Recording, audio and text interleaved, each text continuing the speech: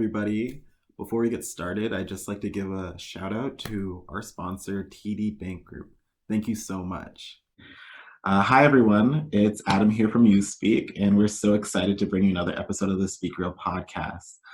We believe that sharing one-on-one conversations with our youth speakers is the best way to empower youth and give them the platform to share their voice. Today, I'm here with Deanna to talk about her journey and the struggles that she faced with mental health. So Deanna, just to start off, I know like nowadays it's kind of like hard to think of like a lot of positive things with like COVID-19 and everything. So the first question I'd just like to ask you is like an icebreaker is, what is one word or one attribute that you aspire to be? Wow. Big question.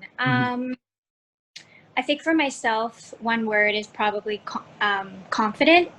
I think, in my whole life, especially things that I've gone through, I think lacking self-esteem and confidence in myself has been something that I've really struggled with. So I think if there's one word I can be, it's confident in myself, in being able to handle tough situations, being confident in my ability to cope, especially right now during this pandemic. Okay, perfect. I love that. I love that confidence. Confidence is definitely It's an the important key. to have. And also you definitely come off as confident. So that's Oh, awesome. thank you. I try.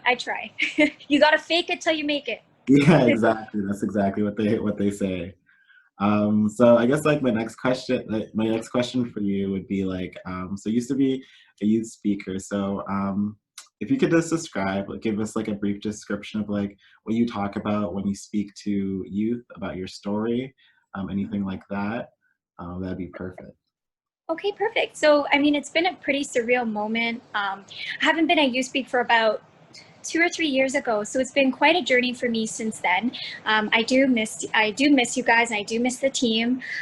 When I do speeches, I typically talk about my battle with generalized anxiety disorder, which is actually quite common, unfortunately, especially among youth, more in this day and age. And I also touch on depression as well, because usually with anxiety, there's usually twinges of depression that do come along with it. So those are kind of the things that I speak about. I usually talk about how it started when I was a kid and how it's kind of progressed and shown itself in different ways as I've grown older. Oh, okay, that's awesome. Yeah, like I know that when I speak, I speak on like very similar topics, mostly about like anxiety and like you said, like a little bit of depression, and that sort of thing. So it's good that you were able to share that with the youth. Um, so I guess the second question like to ask you is like along your journey, like what did you feel like was the biggest roadblock or like biggest challenge that you faced? I would say, I mean, it's not something that's very cut and dry, I'll tell you that, but I do know that the biggest roadblock or something to answer that kind of made me realize that something really bad was going on, if that's a better way to put it. So basically a little introduction for people who are watching. So as I was a kid, I've always been like, I was always very anxious. As a kid, typically you're go-lucky, you're just moving along with emotions, making friends. But I was always very anxious and I took life a little too seriously. I think.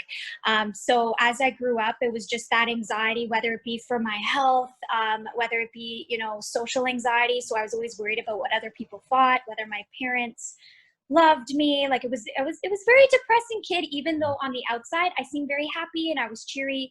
But I think as I got older, I was put in, as you go from elementary school to high school, stress levels change, new pressures come in. But it wasn't until I went into university where the stress was extremely different, something that I wasn't completely used to. I recall vividly in my second year is when I really hit my roadblock, where I couldn't function anymore. And I found that my anxiety started moving toward a depressive state as well. I noticed that with school, I was trying to be that perfect student. And again, when I touched on that icebreaker with confidence, I lacked so much confidence in myself. I kept pushing myself to the bone. My anxiety was driving me to do it. So I became very obsessed with schooling, obsessed with not failing, trying to make everyone proud of me. And I found that I just kind of shut down. I wasn't sleeping. I wasn't eating. I didn't have many. I used to be a social butterfly, and then all of my friends just kind of disappeared because I felt like I didn't have time for them. I was too focused. I got nervous when people would text me because it's like, Deanna, Deanna, Deanna. It's like, what more does the world want from me? So it was a very tough time. And there was a point where I was, I would break out into fits of hysterics, really, and sometimes not even remember these bouts of anxiety and this anger that I would have at myself for feeling this way. At the same time, being embarrassed that other people had to see it, particularly my mother, who was with me through all the rough times. So I think at that point it was my real roadblock, because it was the most anxiety I've ever experienced in my life, and I had no means of knowing, how do I cope with this in terms of how do I function, how do I get through school, how do I reconnect with my friends. It was a really tough time during that point. Yeah, that sounds really tough. Like, yeah, like definitely can relate to the whole like, taking life a little bit too seriously. And so like, I don't know, like the way that I kind of like relate to it is like, I think I read somewhere like it was a quote, like when you treat everything like a life or death situation, you're gonna have like a lot of anxiety. Like it's gonna cause you a lot of anxiety, and like I definitely can relate to that.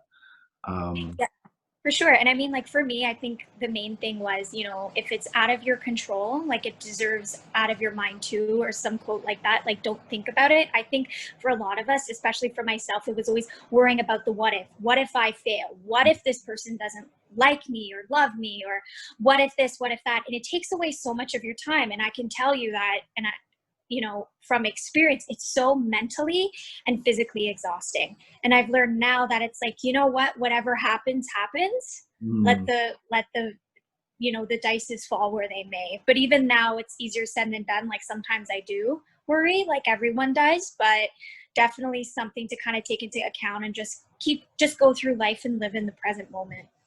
Yeah, because like there's a lot of these like kind of like imaginary scenarios or imaginary disasters that we put ourselves through, and like kind of like when we do this what if, um, our brain kind of thinks that it's real, and like it kind of goes through the simulation, and that can be super exhausting. And it's like I feel like the best way to deal with that is like instead of saying what if, you kind of like have to ask like what is happening right now, and like kind of live there. Hmm. Exactly. I totally agree. And I think one of the things that I'm thinking about when I used to speak to students at U Speak is, the way to put it is like, treating others, I try to be as compassionate and as kind as I can to others. And it's like, why do I not treat myself the same? And it's like, you don't want to put yourself through that. And it's like, why am I bullying myself when I can have a life that's freeing, where I don't have to worry? And I think the main thing is, no matter what anyone's going through, whether it's anxiety or, a very serious illness, just remember that it's all, you're in control. And I think the main thing is that you are in control, as cliched as it is, of your own happiness, what you're going to do about it, what you're going to do to cope with it. So I think at the end of the day, it's all about that, trying to reframe your mindset too, and finding people who would be able to support you along the way too. Yeah, like 100%. Like trying to be your own best friend, and also like once again like having that support system around you. um so like when it came to that, like that support system and like seeking help, like who were the people in your life that like you felt were your biggest like supporters or your biggest help when it came with coping with, um Yeah. Yeah, I think I only had a very small support system. I mean, I have quite a lot of friends, but there's two people that really, come to my mind. And then as I got older, there's an additional person as well. So of course, I mean, when I was younger, my parents got a divorce. So I was about in grade 12. And that's when I found that my anger, depression, and anxiety kind of grew even more. And my mom was always there. My mom was the one who saw me at my complete worst, and I have a completely good relationship with her. Like, she knows everything that goes on in my mind. I have that safety to express myself, which I think is really rare, especially a lot of students, even kids, are sometimes shy, or maybe not sure how their parents are going to react, if they're not going to understand. My mom was always very understanding. She also battles with her own mental health issues as well. So it was really nice to have her. I also have my best friend who I'm now living with. He's my fiance. I've known him since for about 17 years. And he's seen me through my absolute worst. And knowing that I have him to support me, to actually, appreciate and love me for who I am, made a whole world of a difference when it came to viewing myself and my anxiety. Because I always felt, ever since I was a kid, I wasn't lovable because I was different, or I thought differently, or I was always nervous, anxious. I always felt embarrassed. But knowing that, there's people out there who actually care and appreciate me for who I am without changing, really made a huge difference for me. And I think when I recently graduated from like a post-grad in school, I met another amazing human being who I felt like I knew my whole life, who really helped me cope with anxiety. And recently, she's also been experiencing severe anxiety working through the pandemic. And she had to go to a doctor and kind of seek help as well. And I've tried to walk her through it because a lot of the things she had were what I've experienced. So it was kind of like that helping, help me help you, and we help each other type of relationship. And I found that very therapeutic also for myself. So my mom, my fiance, and my new best friend, those are the three people that have been my rocks. That's so awesome. I wanted to say Yeah. congratulations. You have such a supportive partner too, who also Yeah. happens to be your best friend. That's awesome. Um, Yeah. and it's good that like you said, like you only have like a few people who were like that bedrock of support. But I feel like, like I think as long as those if it's even if it's a few people, as long as they're quality people, and like as long as they're there for you, like I think that's all you need. 100%. It's quality over quantity. I mean, I do have other friends, but I think like you always try to put on, or I always try to put on my brave face. Hmm. And like as much as I'm very open, I still have that mentality of you don't want to burden people or whatever. And it's not necessarily a burden, but just making sure, even if it's that one person, as long as you feel safe around them and as long as you give them also the open door to vent to you, I Hmm. mean, and creating that safe space, it's not so much just taking what you can get, but also giving somebody else that support as well. So it works entirely both ways. And I'm incredibly happy with the support I've gotten from the three most important people in my life. So, yeah.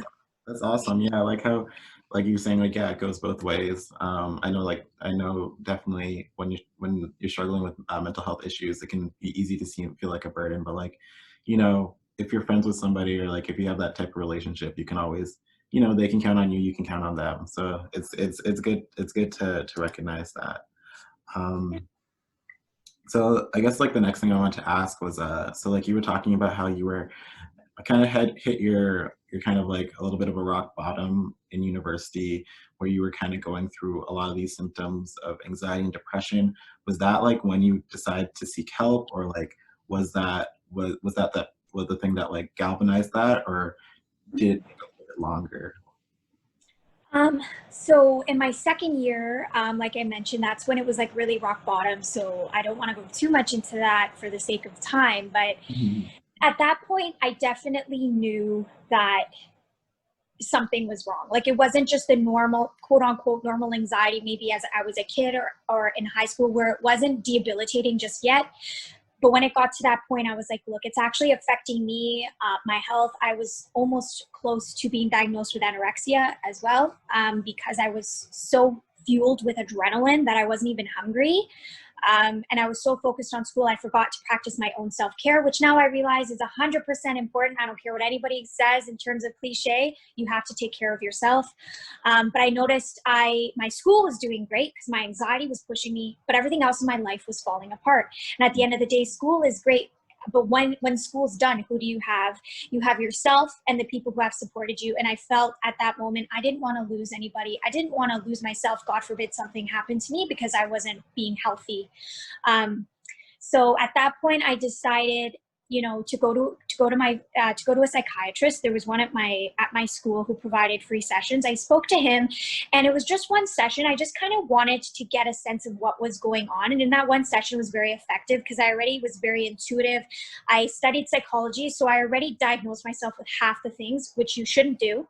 But that's when he told me I had a bit of OCD, so obsessive compulsive disorder, as well as generalized anxiety, with Mhm. a little bit of depression, but not like where I was diagnosed with depression. It was just, it came with it because I was so emotionally and physically exhausted all the time. Um, so after that, the psychiatrist recommended I visit my family doctor. And from there, because my family doctor I've known since I was a kid, he prescribed me some SSRIs or antidepressants. So through the duration of my next 3 years in university, I took those to kind of help me cope just temporarily with school until I graduated and found better coping mechanisms. Hmm. But if I'll share, if I may, it was a little bit of a slippery slope for me because once I graduated, I'm like, oh, I graduated, I'm good, I'm fine, I feel great. I get off the medication thinking that I'm changed, I'm cured, despite, knowing that anxiety is something that could pretty much last your whole life. And I went through withdrawal. And that was really hard because my anxiety came in even at full force at random points. So it was really tough for me at that point. And then I had to get back on them for a couple months. Then I thought I was doing well again. And then I got back off them, withdraw it again. Like, it's been a battle with myself in terms of coming to terms with the fact that I do need this little support. That medication isn't something that makes me weak in any way. It just helps me function until I am able to fully take care of myself and explore better coping tools. So right now, because of the pandemic, it's been very busy. I'm not able to see a therapist at this point. So I take the medication right now to hold me off until things are better. So then I can really explore coping tools. Recently, because of the pandemic, before the pandemic, I stopped my medication, and this happened, and then I had to take them again because I was freaking out. So I think the moral of the story is there's going to be ups and downs in your life where you're going to try different things. Things aren't going to work, but don't torture yourself. If something's helping you out, just do it. I think for me, I felt embarrassed a lot of the time. Like, I'm so weak. I don't, like, why can't I not have the medication? Why can't I just be like a normal person? But at the end of the day, given all that's happened right now, I'm very grateful for it because it's really kept me grounded. So it's been, Yeah, I'm still a work in progress, honestly. most definitely. Like, and I like what you're saying about like, because I think a lot of people feel like when they have to take medication, like it can seem like, oh, I have to take this crutch, and then like, there's still that stigma around it. Like, I know, like when like I had to take medication, it was like I kind of felt like someone was telling me, oh, you're crazy, you got to take these pills, sort of thing.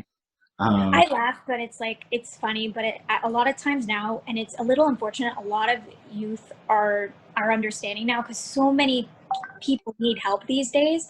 But I think if people are a little more open-minded, it doesn't necessarily mean you're crazy. It doesn't mean you're weak. It's just that you need that little helping hand, especially right now. If you're too busy like me, I'm constantly working. It's bad to say, but I don't have time to really explore, CBT or cognitive behavioral practices or meditation because I work around the clock. So it's like, what way this right now has been the way for me to stay grounded and to ensure that I stay mentally sane for my family as well as for work. So it's kind of like what you do at your time, but don't feel pressured in any way. You kind of have to arrive at what works best for you and try out different things. yeah, and there's like not a one size fits all sort of solution for everybody. And like we should all just do what works for our own lifestyle. And like, we're all gonna always have hills and valleys. So we can't really like judge ourselves based on, we shouldn't judge ourselves based on the valleys, and also not judge ourselves based on the hills. Um, Exactly. It's like, look at where you're at this point and kind of look at all your successes rather than failures, because I'm telling you, all the failures, you learn a lot. And you wouldn't be the person you are today without learning all these trials and tribulations. So yeah, enjoy the journey for sure. exactly. And like you were talking about before, like kind of like coping strategies and like self-care practices that you find are very important to yourself. Do you mind like sharing a few of those? Like, what are some things you do right now to kind of like keep yourself in check, Yeah. be healthy? I don't have anything that's really like revolutionary. I'm very simple. Back in the day, I did try um, meditation and like mindfulness, but I found personally for myself with my anxiety, I got too nervous being in my head or being too aware. Mhm. So for me, that didn't work, but other people I've heard amazing successes with. So I had to think of ways that would help me. And honestly, for my anxiety, for me not to feel nervous, I always have to find ways to really distract myself, maybe to immerse myself in some healthy, stimulating activity. especially right now during the pandemic. I mean, I love reading. I'm a bookworm. So I've been setting goals on like Goodreads for myself, reading 50 or like 100 books in a year, and really giving myself some extra purpose and distracting myself from work, which I find working from home also, you're never really fully separated from the stress and the Yeah, work. you're like So you I need to like, yeah, so I need to completely separate myself. So I've been reading a lot. I have 2 dogs who are completely adorable. So I know they love that I'm home, and I find them very therapeutic to be around. So if I'm stressed, I go take them for walks. I play with them. Me and my fiance also, like, you know, sometimes we just spend some time playing board games or trying out different activities we haven't done before. Like we just got like a paint by number set. I can't paint, but it's coming along. I tried crocheting a scarf, even though it's summer. So a lot of different things I haven't tried before I found to be very enjoyable. And I think during this pandemic, it's the perfect time to kind of get on your creative side or try things that you never really had time to do before. That's awesome. Yeah, like I definitely resonate with a lot of those sort of self-care strategies and coping tools. Like when you were talking about the paint by numbers, like I remember there was at one point I had like an art class in high school, and we had this thing where we had to like just do this like meticulous painting of like a celebrity's face. It was like but in a way that like it was everything was outlined, and so you were just kind of like coloring it in. And like I just remember that just feeling just like so soothing, because it's kind of like, oh, I have something to do. I'm just like, and I'm just going to be doing it. And I don't have to focus on anything else except this thing. It's kind of like, I don't know, it's kind of like giving your mind like a bone to chew on instead of like all the other stuff. No, that was a perfect way to put it. And then you don't realize in a blink of an eye how much time has passed. Mhm. So I think it really helped me because a lot of time I'm always in my thoughts, always something is bothering me. So it's nice to get that escape. Sometimes I'm a little too serious with the painting though. Like if I get out of a line, I get really frustrated, but I have to remind myself that this is supposed to be like a therapeutic exercise. But yeah, basically anything around your house. If you like watching TV for a little bit, watch TV, whatever you like to do. I mean, I know there's this game Animal Crossing's out. I don't want to be, pretend like I don't play it. I love Animal Crossing. So I play that too because it gives me an escape. So whatever you find, especially during this time, even if it's something completely minuscule, like whatever works for you, no one's going to judge you. Do a puzzle. I started baking. Do something like that to keep your mind off of the current, you know, situation, keep you busy, and time will go by a little easier for sure. Most definitely, because I know that it seems like all that we have nowadays is just free time. And like, what are we getting, like when we had time, we had stuff to fill the time with before, like, you know, our commute, like, going to our jobs, those sorts of things. Like we have nothing but like kind of empty space, and it's kind of, you know, it drives a lot of people crazy. Like I know it has a little bit for me. So just like finding those things for yourself is definitely a good outlet. For sure. Mhm. All right. So we're just getting to the end a little bit. So I just have one last question to ask you. And so that question was, basically, after going through everything that you went through in your journey, you could go back in time and like tell your younger self, you can choose any age, tell your younger self like one thing, like just one piece of advice. What would it be? Just one piece of advice? Okay. Let me ponder on this for a second. So maybe I would go back to maybe even my younger self, like maybe my 9 or 10-year-old self, because that's there was a difficult time for me even when I was younger. My grandfather was really sick at that time too. And that's when a lot of my anxiety started. So I would tell myself honestly, to stop like taking life so damn seriously. And I know I said that before, and I know it's just a simple line, but honestly, like I didn't enjoy myself much as a kid, always worrying about what people thought of me, body image, like worrying about other people, that I kind of missed out on a lot of little things in my life. And I think, you know, the main thing is enjoying the present. You know, you only have, I'm sorry, I'm going to say it, YOLO. You only have one life, you know, to live. might as well enjoy every little facet of it, even if it's the tough times, looking at the positive, practicing gratitude, um, because things could always be worse. And yeah, just going with emotions, not being so serious about it, and making sure that, you're doing things on your bucket list and having a good time.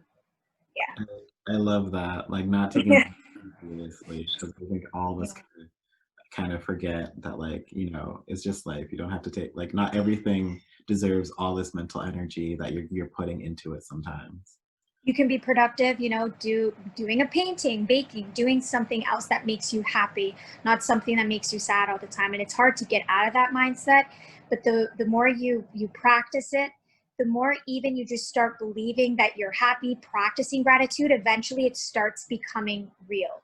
So it's Mhm. even sometimes you have to trick your mind also, into, for example, that confidence thing I was telling, like I was sharing. I exude the confidence. I'm trying. You fake it till you make it. And now I've started to become more confident, because now it's just you're training your mind. You're retraining how Mhm. you do things. So I think it is a practice with anybody to change their thought process. But yeah, I would say just go with emotions. Stop being so hard on yourself. You are loved. You are cared for. You are smart, brilliant. Say whatever you need, like affirmations, and eventually you'll see everything positive will start coming to you. That's awesome. Yeah, it's like kind of Yeah. like about the confidence. It's like your brain wants proof, not promises. So if you kind of like, fake it till you make it, and your brain says, "Oh, I can do all these things that I thought I couldn't do," and it sees you can, you'll be able to kind of ease that anxiety off of you. Exactly. Yeah. Awesome. So I just want to say thank you, like once again, Deanna, for joining us. And also, I just like to say thank you to all of our listeners for tuning in for another episode of the Speak Real podcast. If you want to hear more stories, just make sure to subscribe, comment, and like. You can join us next time. We're always here on Thursdays, same time and same place. And we love your support. Also, the last thing I'd like to say is thank you to our sponsor, TD Bank Group, for supporting us with all of our online programming. We couldn't have done it without you. Thank you so much.